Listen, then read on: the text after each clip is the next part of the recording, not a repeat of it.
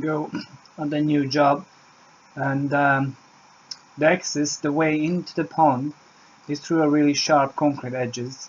There's no other way to get to the pond. So I had to demolish a little bit of the sharp edge, because when you go into the pond on a sharp edges like that, if it's concrete or rock or whatever hard, at one point when the machine tips over on the center of gravity, all the weight of the machine is concentrating in one narrow point of the tracks on a hard surface such a concrete, and it could possibly damage the tracks or the chains or the pads. And obviously my main responsibility is to keep the machine in one piece. So I'm asked the manager to be able to demolish a little bit of the sharp edges, otherwise I can't really go into the pond. So I did that, and as you can see here, I take the machine into the pond. First I take the weight of the machine, all of it I can, with the arm, using the digger itself. Unfortunately, the digger is not strong enough to lift its own weight. The machine weighs 15 tons, and that's an 8-ton machine on top, so can't quite lift itself up all the way. But I can take most of the weight off, so I'm helping myself here, as you can see, little by little. I take the most weight off the tracks and going into the pond really gently. Try to not slip on that concrete edge, and once I'm in, it's fine.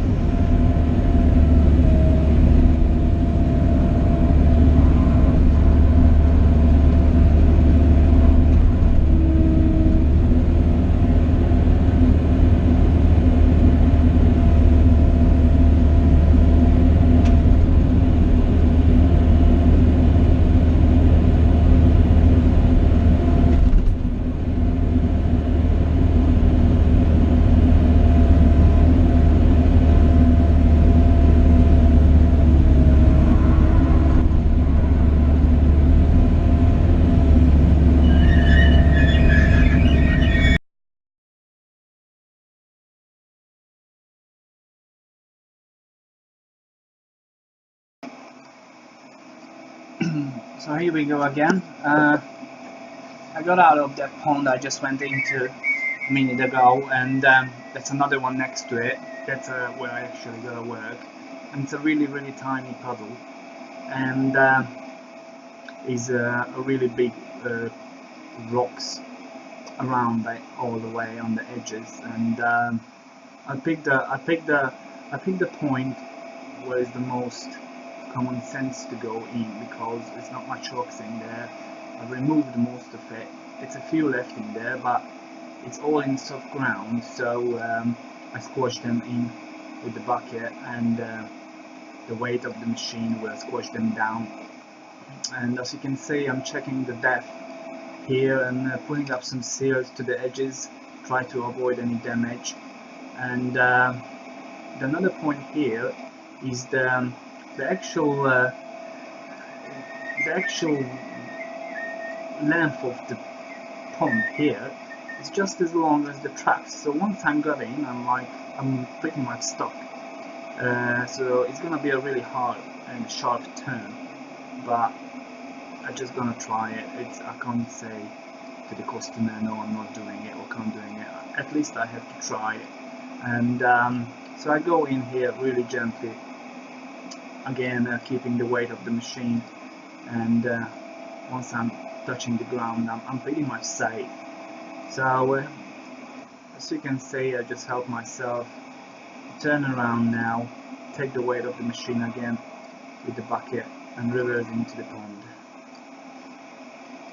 You can see on the right hand side over my shoulder all these big old concrete edges all the way around the pond is like that. So here we go, I reverse in gently, and I'm in. But as you can see now, I've got nowhere to move. And that machine is 7 meters long, 3.5 meter wide when the truck's in. When I extend them, it's 4.5 meter wide. So yeah, it's not easy to maneuver with it. You want to know what you're doing really. So I pick up the airs a little bit here, put it on the bank, and we'll see how much room I got. Now the biggest trouble with a sharp turn like this is actually the size of the trucks. They 1.4 meter high, so as you can see I'm pretty much over a meter deep sealed in here, and when I'm trying to turn that 7 meter long tracks in 1 meter deep seal has to push quite a bit of amount of seals to be able to turn. So it's not easy. The machine can't do it just with the trucks. I have to help himself with the bucket, push it, wiggle it, pull it. As you can see, here I'm trying my best. There is a few rocks in front of the tracks right now, so I'm trying to avoid to pull them. That's the main thing. I don't mind. I prefer rather a little bit demolish the bank behind me, because that's just a few ruts and roots and ground. Nothing hard really. Here now I'm pushing the digger sideways, and once you're actually over that point, you can see it's just going straight away. There we go. From here we're winning. Yeah, but it's not easy, and you always have to think further, because end of the day you have to get out in the same spot. So yeah, here we go.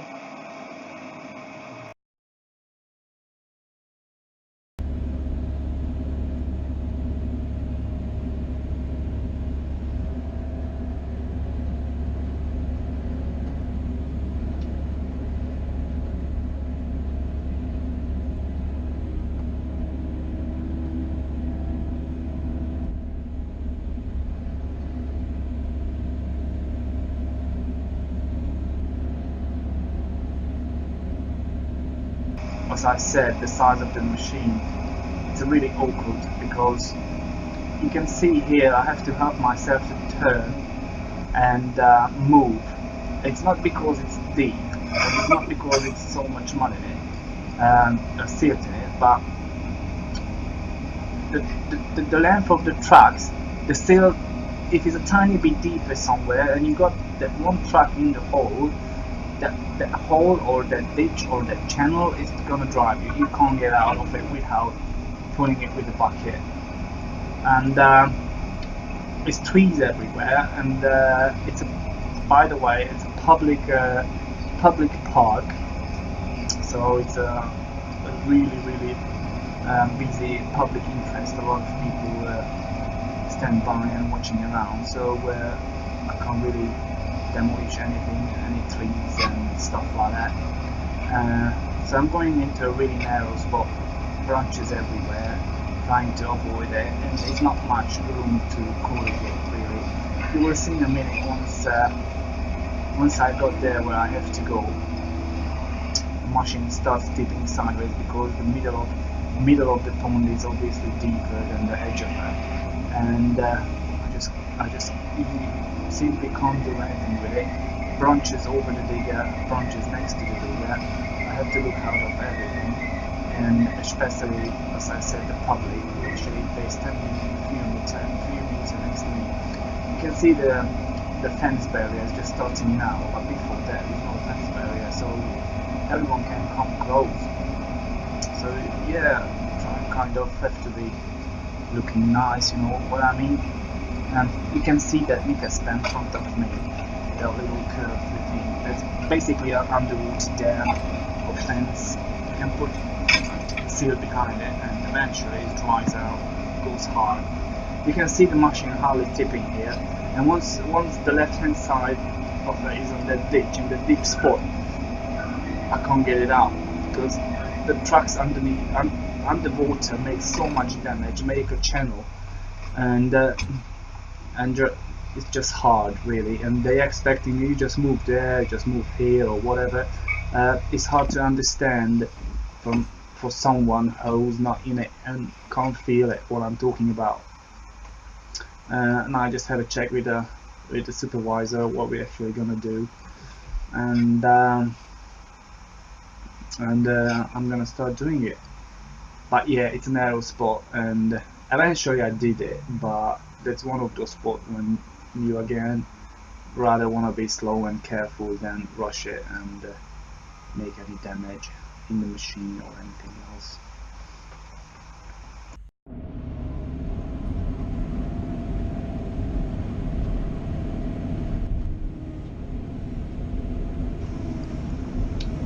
So here we are.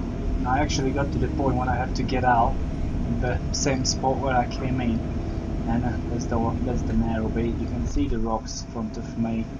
As you can see, I'm kind of struggling to put the machine sideways here.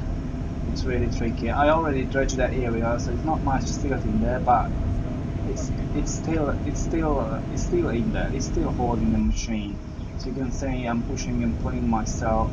As I said, just kind of you have to tweak it, wiggle it to turn it sideways.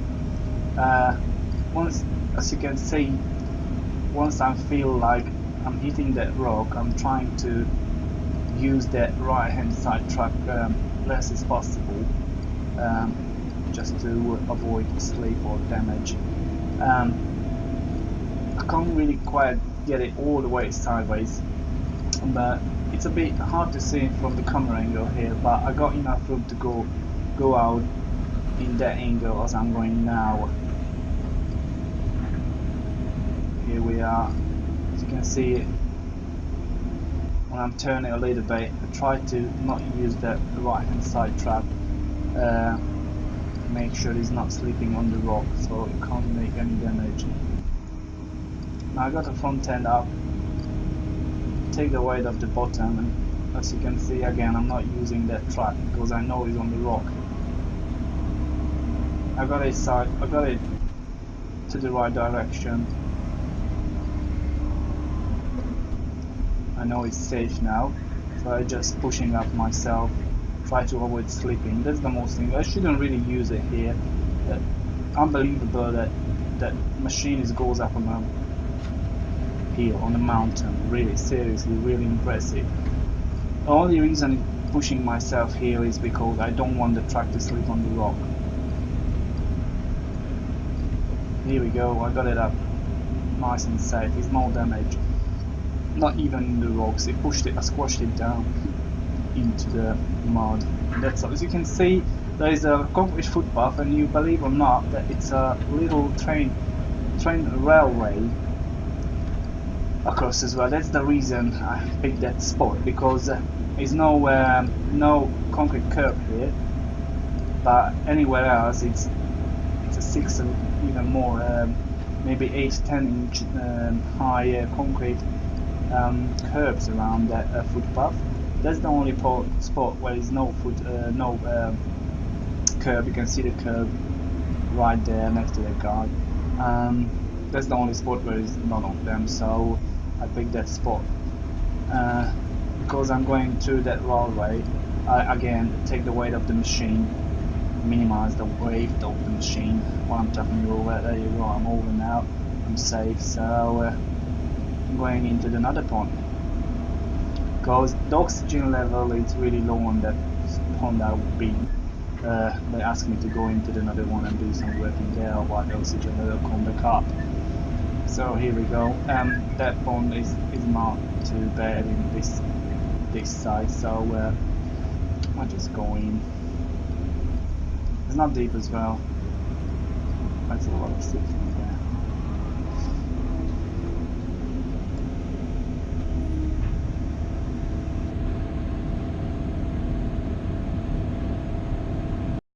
All these models, like in the Bahamas, the most insane festival the world has ever seen. Island getaway turned disaster. It became very barbaric. Just wait until you see what you're getting yourselves into. Kat Collins can tell us more. It was supposed to be a glamorous party on a desert island. Tickets cost up to £75,000, and it was promoted by Kendall Jenner.